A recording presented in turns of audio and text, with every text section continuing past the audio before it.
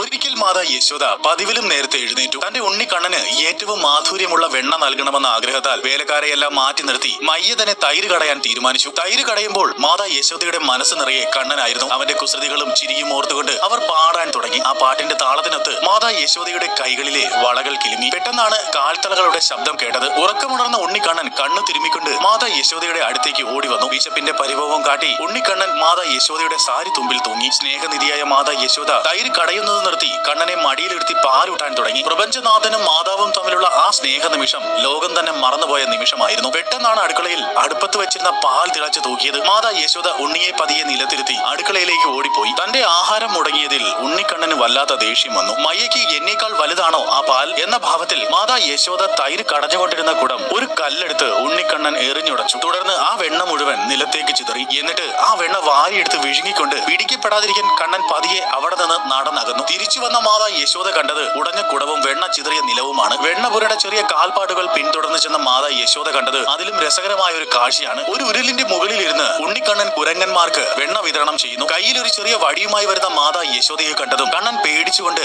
ഓടാൻ തുടങ്ങി. യോഗികൾക്കും മുനിമാർക്കും പോലും പിടികൊടുക്കാത്ത ആ പരമാത്മാവ് ഒടുവിൽ തന്റെ മയ്യയുടെ സ്നേഹത്തിന് മുന്നിൽ സ്വയം കീഴടങ്ങി. കണ്ണന്റെ കണ്ണിലെ ഭയവും കണ്ണീരും കണ്ടപ്പോൾ മാതാ യശോദയുടെ ഉള്ളലിഞ്ഞു. മാതാ യശോദ കയ്യിലുണ്ടായിരുന്ന ചെറിയ വടി ദൂരേക്ക് വലിച്ചെറിഞ്ഞു. എങ്കിലും ഒരു കുസൃതി എന്നോണം മാതാ യശോദ കണ്ണനെ അവിടെ ഉണ്ടായിരുന്ന ഉരലിൽ കെട്ടിയിടാൻ ശ്രമിച്ചു. പക്ഷേ അപ്പോൾ അവിടെ ഒരു അത്ഭുതം സംഭവിച്ചു. എത്ര വലിയ കയർ കൊണ്ടുവന്നാലും അത് കണ്ണനെ കെട്ടാൻ രണ്ട് വിരൽ തുമ്പ് തികയാതെ വന്നു. മാതാ യശോദ പരീക്ഷിച്ച് തളർന്നു. സ്നേഹനിധിയായ മാതാ യശോദയുടെ അധ്വാനവും തളർച്ചയും കണ്ടപ്പോൾ കരുണാമയനായ ഭഗവാൻ ശ്രീകൃഷ്ണൻ ഒടുവിൽ ആ കയറിന് വഴങ്ങിക്കൊടുത്തു. അങ്ങനെ മാതാ യശോദ കണ്ണനെ ഉരലിൽ കയർ ഉപയോഗിച്ച് ബന്ധിച്ചു. വയറിൽ കയറാൽ ബന്ധിക്കപ്പെട്ടവൻ എന്ന അർത്ഥത്തിൽ ഭഗവാൻ ശ്രീകൃഷ്ണൻ അന്നു മുതൽ ദാമോദരൻ എന്ന പേരിലും അറിയപ്പെട്ടു. ദാമോദരൻ എന്ന വാക്കിനർത്ഥം വളരെ ലളിതവും എന്നാൽ അർത്ഥവത്തുമാണ്. സംസ്കൃതത്തിലെ ധാമം അതായത് ധാമ കയർ, ഉദരം ഉദര അതായത് വയറിൽ കയർ കൊണ്ട് ബന്ധിക്കപ്പെട്ടവൻ അതായത് ദാമോദരൻ. ദാമോദര ലീലയിൽ നമുക്ക് പഠിക്കാൻ കഴിയുന്ന ഏറ്റവും വലിയ പാഠങ്ങൾ ആയുധങ്ങൾക്കോ അധികാരത്തിനോ കീഴടങ്ങാത്ത ഭഗവാൻ മാതാ യശോദയുടെ നിർമ്മലമായ സ്നേഹത്തിന് മുന്നിൽ കീഴടങ്ങി. അതായത് സ്നേഹം കൊണ്ട് മാത്രമേ ദൈവത്തെ സ്വന്തമാക്കാൻ കഴിയൂ. കണ്ണനെ കെട്ടാൻ ശ്രമിച്ചപ്പോൾ കയറിന് എപ്പോഴും രണ്ട് വിരൽ നീളം കുറവായിരുന്നു. ഇത് സൂചിപ്പിക്കുന്നത് ജീവിതത്തിൽ വിജയിക്കാൻ നമ്മുടെ ഭാഗത്തു നിന്നുള്ള കഠിനാധ്വാനവും അതോടൊപ്പം ദൈവത്തിന്റെ അനുഗ്രഹവും ഒരുപോലെ ആവശ്യമാണെന്നാണ്. പ്രപഞ്ചനാഥനായിട്ടും തന്റെ ഭക്തർക്ക് വേണ്ടി ഒരു കൊച്ചു കുട്ടിയായി മാറാനും അവരുടെ ശിക്ഷ ഏറ്റുവാങ്ങാനും തയ്യാറായ ഭഗവാൻ ഭക്തിയുടെ മഹത്വമാണ് ലോകത്തിന് കാട്ടിക്കൊടുക്കുന്നത്.